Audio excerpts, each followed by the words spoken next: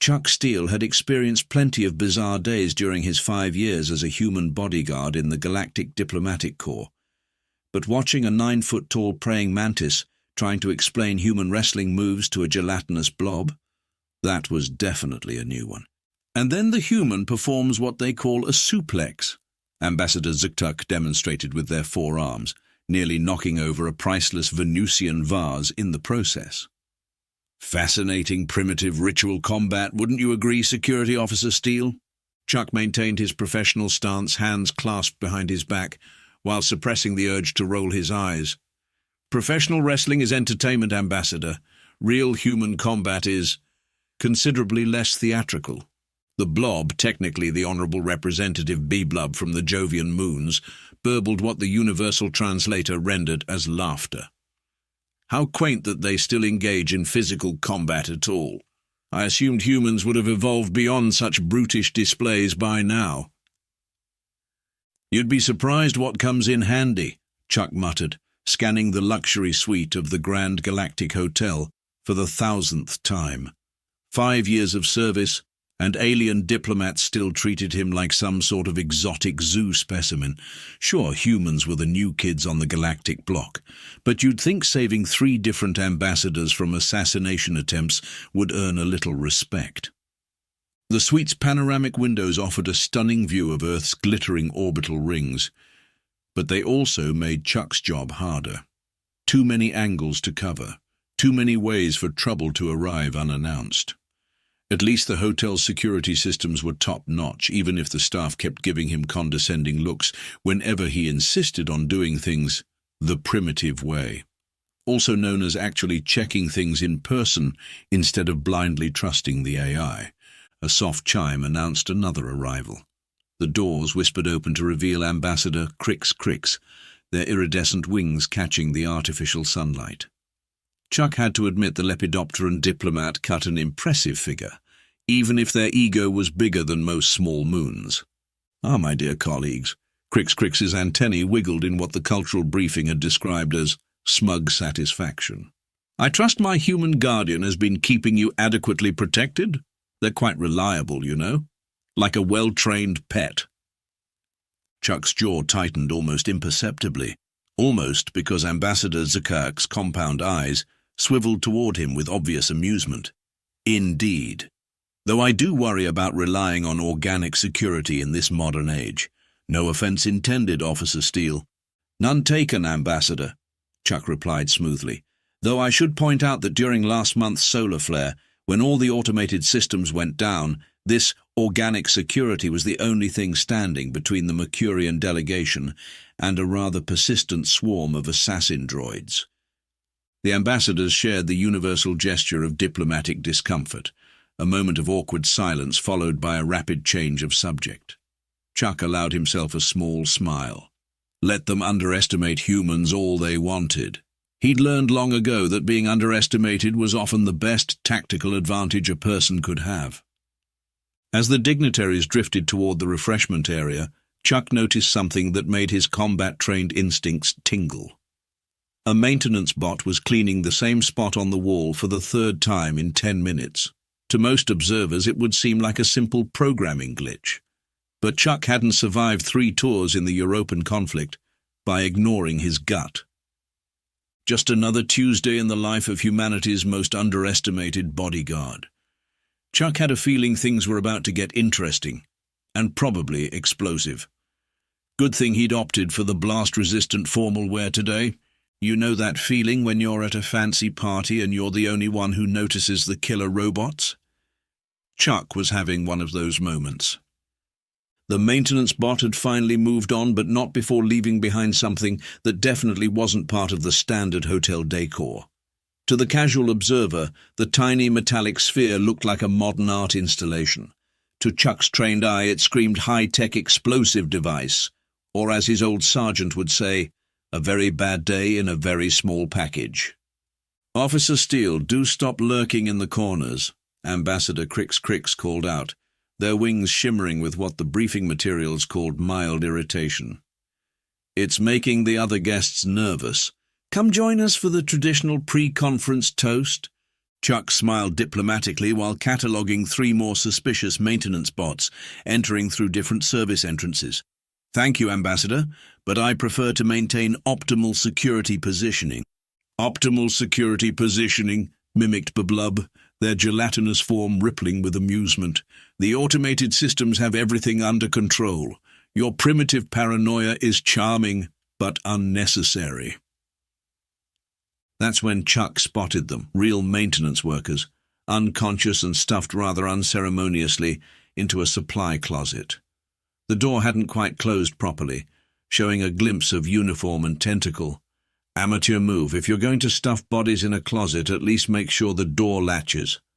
"Actually, Ambassador," Chuck said smoothly, "I need to speak with hotel security about a small matter. Nothing to worry about." He reached for his communicator only to find it dead. Not battery dead. Completely fried. The kind of dead that comes from a very sophisticated signal jammer. Chuck fought the urge to sigh. Why did assassins always have to make things complicated? "The communications network is experiencing temporary difficulties," announced the hotel's AI in soothing tones. "Normal service will resume shortly. Please enjoy complimentary premium entertainment channels during this brief interruption." The assembled diplomats barely noticed, too busy arguing about proper tentacle etiquette at the upcoming banquet. Chuck noticed the maintenance bots were now positioning themselves at key points around the room. Their movements were too precise, too purposeful. Real maintenance bots bumbled about with cheerful inefficiency. These moved like predators. He did a quick mental inventory of his assets: 1 primitive human body, standard diplomatic protection gear, which basically meant fancy clothes with hidden armor, and whatever he could improvise from the hotel room's amenities. Against who knew how many assassin bots and their controllers. The closest bot was pretending to clean the baseboards near Ambassador Crix. As Chuck watched, a small panel slid open in its chassis, revealing something that definitely wasn't a vacuum attachment. "Ambassador," Chuck said, his tone deliberately casual, "would you mind joining me by the refreshment table?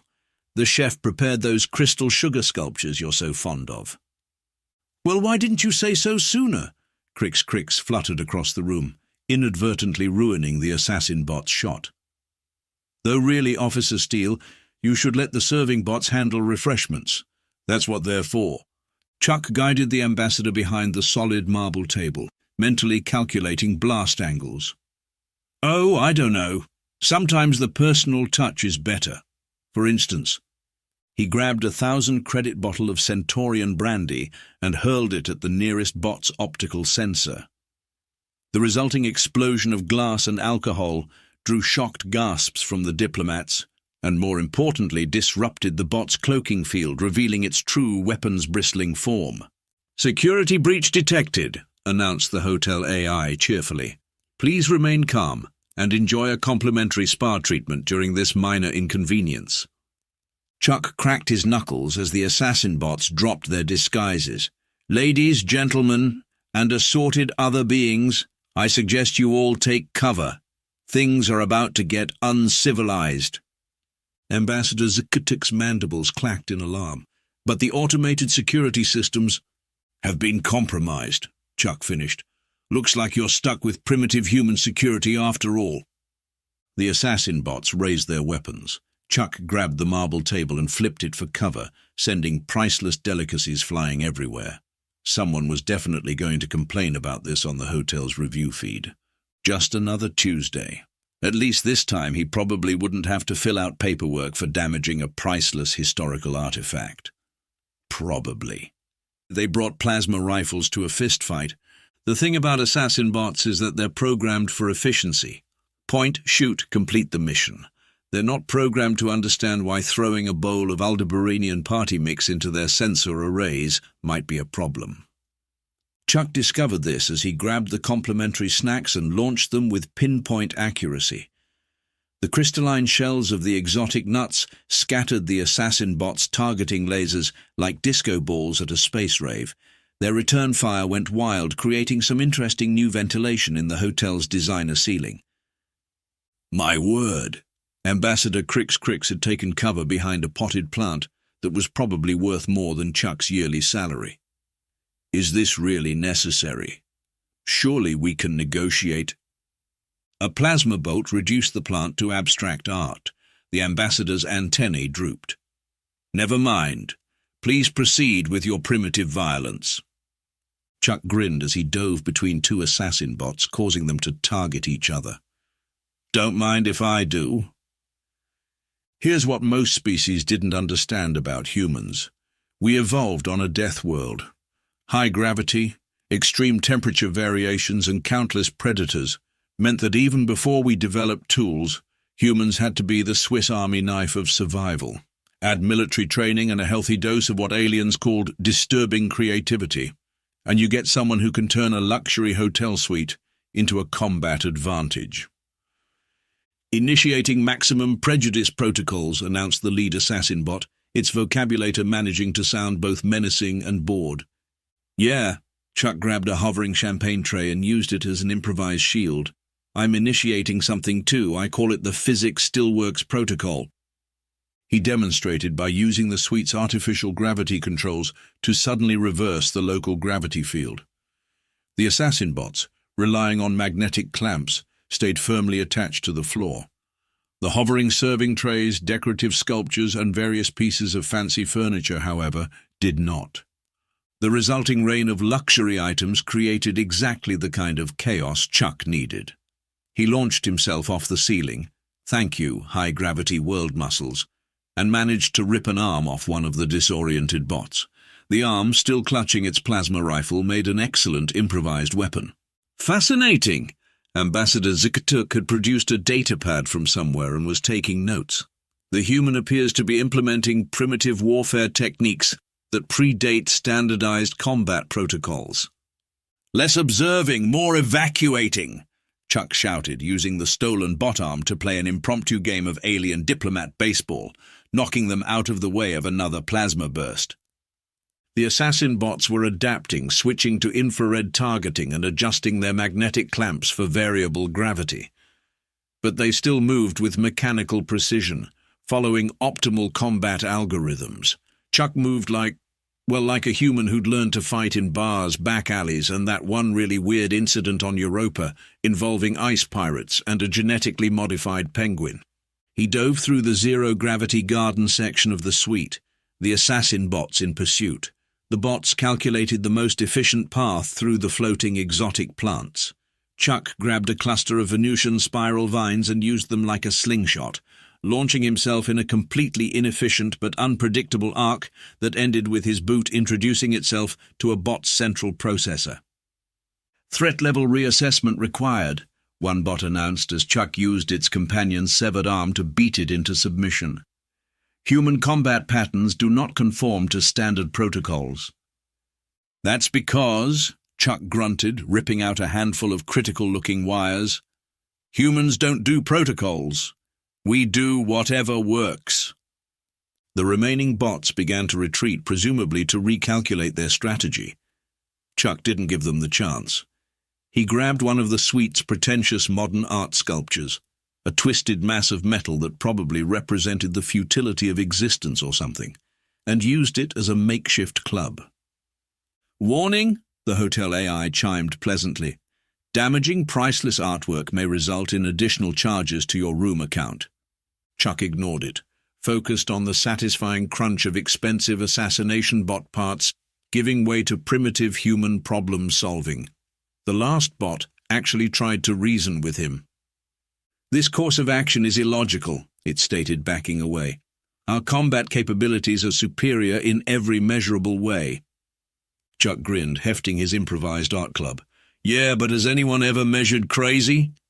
The bot didn't get a chance to respond before learning firsthand why humans had a reputation for turning anything into a weapon. The resulting explosion would probably come out of his security deposit. As the smoke cleared, Ambassador Crix emerged from behind their ruined plant.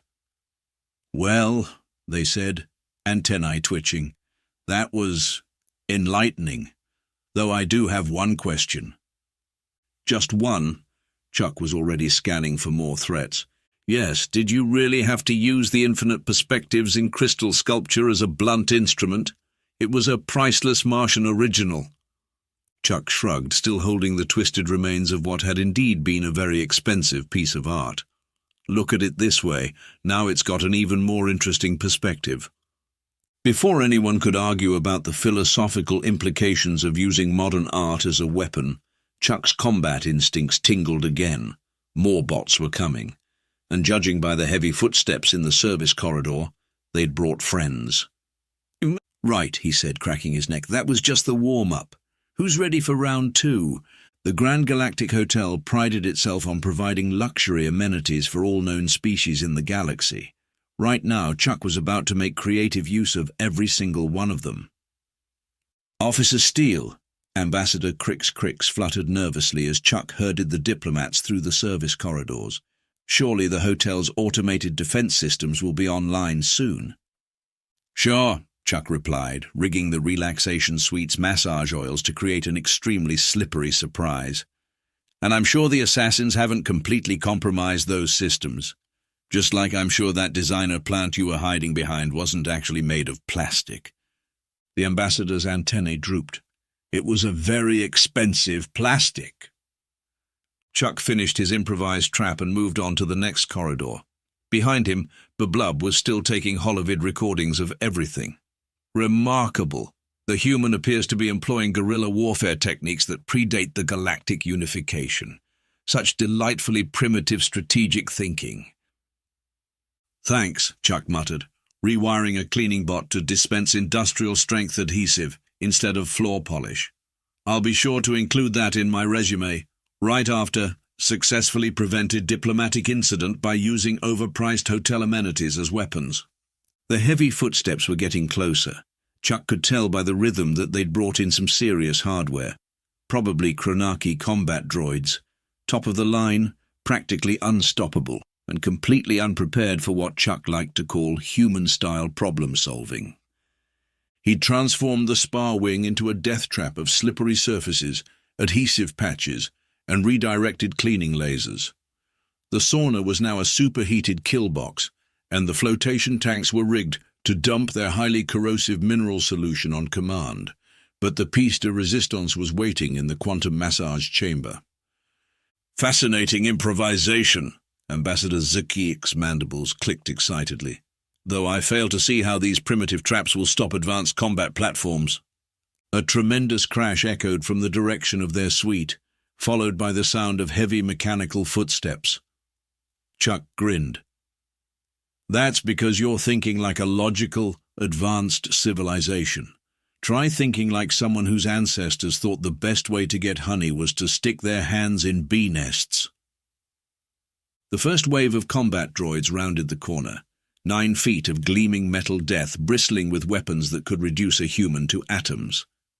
The lead droid's scanning beam swept the corridor. "Target located," it announced in a voice designed to inspire terror. "Surrender the diplomatic party and your termination will be quick." Chuck pressed a button on his stolen maintenance pad. "Counter-offer. How about you experience the galaxy's most relaxing death?" The cleaning lasers activated first, their usually gentle sterilizing beams recalibrated to something decidedly less gentle. The droid's armor held, but they were forced to step back, right onto the massage oil slick. 900 pounds of advanced warfare technology went sliding into the adhesive patch like drunk ice skaters at a glue factory. "Combat inefficiency detected," one droid announced as it face-planted into the wall. "Recalibrating balance systems." "Warning," another added as the sauna vents opened, blasting them with steam hot enough to warp metal. "Environmental hazards exceed acceptable parameters." Chuck was already moving, leading the diplomats toward their final destination. Behind them, the sounds of chaos grew as more droids arrived, only to fall victim to increasingly undignified defeats. "This is highly irregular," Ambassador Crix complained as they rushed past the quantum massage chamber. "Surely there are proper protocols for this situation?" "Oh, there are," Chuck assured them, triggering the chamber's trap. The quantum harmonics, usually used for deep tissue massage, had been recalibrated to a frequency that played hell with the droid's molecular bonds. The resulting implosion was both spectacular and somehow soothing. But, he added, protocols are what they're expecting. That's why we're going to do something completely stupid instead. Ambassador Ziktuk's compound eyes swiveled in confusion. What could be more stupid than what you've already done? Chuck's grin would have made a shark feel professionally inadequate. We're going to the kitchen. The kitchen? Bablub's gelatinous form rippled with confusion. But that's where they prepare food. How is that strategic? You'd be surprised, Chuck said, already planning his next series of improvised weapons. Did you know humans were the first species to look at beans and think, I bet if I roast these and add hot water, it'll help me work longer? That's terrifying, Ambassador Crix admitted. Nah, Chuck replied as they reached the kitchen doors. Terrifying is what's about to happen to anyone who thinks they can take on a human in a room full of kitchen equipment. Now, who's hungry for some action? The diplomats groaned at the pun. Chuck didn't care. He could already see at least 15 ways to weaponize the industrial cooking equipment. This was going to be fun. Behind them, the last of the combat droids in the spa wing discovered why you should never mix quantum-harmonized cleaning solution with overheated mineral bath salts. The explosion redecorated several walls in interesting new colors. Please note, the hotel AI announced cheerfully, that improper use of spa facilities may void your warranty. The Grand Galactic Hotel's kitchen was a monument to excess. 3 stories of gleaming equipment designed to prepare cuisine for hundreds of different species, each with their own unique dietary needs and cultural expectations. Right now, Chuck was about to turn it all into a battleground. Barricade the doors, he ordered, grabbing what looked like a plasma-heated wok the size of a hot tub. And whatever happens next, remember, humans invented cooking as a way to make poisonous things edible. Think about what that says about us. Before anyone could ponder that disturbing revelation, the main doors exploded inward. Through the smoke stepped a figure that made the combat droids look like toys. 8 feet of cybernetically enhanced Drachnid mercenary, sporting enough weapons to start a small war. So, the mercenary's voice was like gravel in a garbage disposal. You're the primitive who's been causing all this trouble. Chuck positioned himself between the threat and the diplomats, still holding the giant wok. And you're the overdressed lizard who thought bringing guns to a kitchen fight was a good idea. The Drachnid's reptilian eyes narrowed. I am Zexathor, greatest assassin in 3 spiral arms of the galaxy. I've eliminated targets on 400 worlds. Cool story, Chuck replied. I'm Chuck. I once won a hot dog eating contest on Titan. Want to see who's got better survival instincts? Zexathor raised a weapon that probably violated several peace treaties. Your primitive bravado cannot save you. This is a Mark 7 obliterator cannon. It can reduce you to your component atoms. Neat. Chuck glanced at the industrial cooking unit behind the assassin. This is a Class 4 food processor. Want to guess which one's going to matter more in the next 30 seconds? The assassin's finger tightened on the trigger. Chuck threw the wok like a frisbee, its superheated surface causing the air to ripple. Zexathor blasted it to pieces, which was exactly what Chuck wanted. The superheated fragments scattered the assassin's targeting systems. Impossible, Zexathor snarled, switching to another weapon. Your primitive tactics cannot... Chuck interrupted him by triggering the kitchen's automated ingredient dispensers. A torrent of exotic cooking materials rained down, including several items that really shouldn't be mixed together. The resulting chemical reaction created a foam that hardened instantly on contact with air.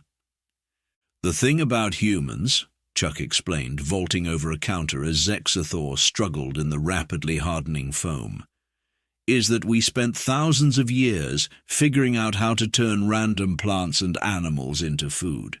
You really think we can't figure out how to turn food into weapons? The assassin roared and burst free, reptilian muscles enhanced by cybernetics ripping through the hardened foam, but Chuck was already moving, grabbing items off shelves and mixing them with the speed of someone who'd learned chemistry through the will this explode method of scientific inquiry. Hold still, primitive. Zexathor opened fire with a scattergun, reducing several priceless pieces of cooking equipment to scrap. Your death will be slightly less painful. Yeah, that's not happening. Chuck dove behind an industrial freezer unit, emerging with what looked like a makeshift grenade made from pressure cookers and spice containers. Fun fact about humans, we invented pressure cooking because regular cooking wasn't extreme enough. He threw the improvised device. Zexathor shot it, which turned out to be a serious mistake. The explosion of superheated ghost peppers and pressurized steam filled the air with what was essentially military-grade tear gas. "My respiratory systems," the assassin howled, his cybernetic enhancements going haywire from the capsaicin overload. "What is this primitive chemical warfare?" "We call it cooking with style," Chuck replied, using the chaos to close the distance. Hand-to-hand combat with a cybernetically enhanced drachnid was usually suicide, but right now the assassin's systems were too scrambled to properly coordinate. The fight that followed would have made any professional chef cry. Ancient cooking techniques met advanced technology in a clash that reduced thousands of credits worth of equipment to modern art. Chuck used everything from servo whisks to molecular gastronomy units as improvised weapons, while Zexathor's increasingly desperate shots turned the kitchen into something resembling an abstract sculpture gallery. "This is unprecedented." Ambassador Zuktuk was still taking notes. "The human appears to be weaponizing the entire concept of food preparation." "Less observing, more ducking," Chuck shouted, using a liquid nitrogen dispenser to freeze and shatter one of Zexathor's cybernetic arms. The assassin staggered back, systems failing, and made one last desperate move. He aimed his remaining weapons at the cowering diplomats. "Surrender or they die!" Chuck's response was to grab a nearby container of experimental molecular gastronomy enzymes and throw it with perfect accuracy into the assassin's mouth. "You missed!" Zexathor laughed, then paused. "What was that?" "Something designed to break down protein bonds for fancy desserts," Chuck explained cheerfully. "Fun fact, drachnid cybernetics use protein-based neural interfaces." The assassin had just enough time to process this information before his remaining cybernetics started dissolving. The look on his face as he realized he'd been defeated by fancy cooking ingredients was almost worth the property damage. "This is impossible," Zexathor growled as his systems failed. "We had everything planned perfectly. How could one primitive human ruin everything?" Chuck picked up a bent ladle, testing its weight. "Let me put it in cooking terms. You brought a recipe. I brought creativity and a really high tolerance for things going wrong." The ladle made a surprisingly musical sound as it connected with the assassin's head, finally ending the fight. Ambassador Crix emerged from behind an overturned serving cart, their wings coated in various sauces. Is it over?" Chuck surveyed the devastation, 3 stories of professional kitchen reduced to modern art. Enough property damage to buy a small moon, and one of the galaxy's deadliest assassins unconscious and partially dissolved by dessert ingredients. "Yeah," he said, wiping some exotic spices off his face, though honestly explaining this to the insurance company might be the real fight. "Please note," the hotel AI chimed in, apparently back online, "that improper use of kitchen equipment is not covered under our standard insurance policy. Would you like to hear about our premium coverage options?" Official Incident Report, Grand Galactic Hotel. Filed by Security Officer Charles Chuck Steele. Incident Classification Tuesday. Property Damage Summary. 1 luxury diplomatic suite, total loss. 1 quantum spa facility, partially imploded. 3 stories of professional kitchen equipment, creatively repurposed. 1 priceless Martian crystal sculpture, now significantly more abstract. 147 maintenance bots, various states of dismantlement. 12 combat droids structurally reorganized. 1 cybernetic assassin, partially dissolved. Note, hotel management has requested that in future incidents, security personnel refrain from using molecular gastronomy equipment as weapons, citing both cost and philosophical concerns about the nature of fine dining. The aftermath of what became known as the kitchen combat incident sent ripples through the galactic diplomatic community. Surveillance footage of a human defeating elite assassins with cooking equipment went viral on the quantum net, spawning countless memes and at least 3 documentary productions. "I still don't understand," Ambassador Crix said during the official debriefing. "How did you know the molecular gastronomy enzymes would work on cybernetic interfaces?" Chuck shrugged. "I didn't. But humans spent most of our history eating things that might kill us to find out what wouldn't. Same principle, really." The Galactic Security Council had a field day with the incident. Some called for stricter regulations on human security personnel, citing the disturbing level of creative violence.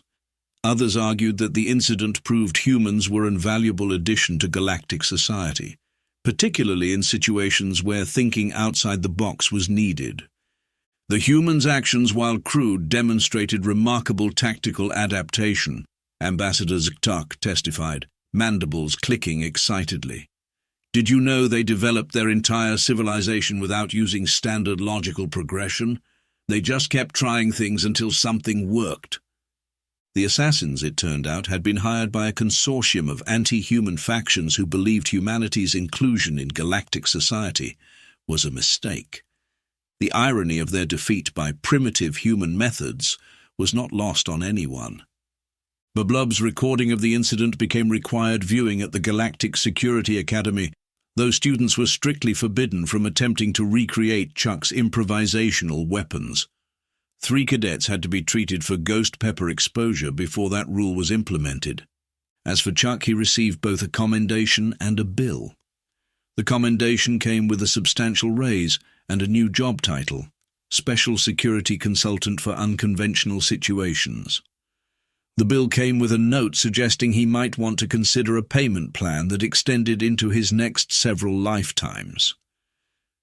"Worth it," he decided, reviewing the security footage of Zexthor's face when the cooking enzymes kicked in.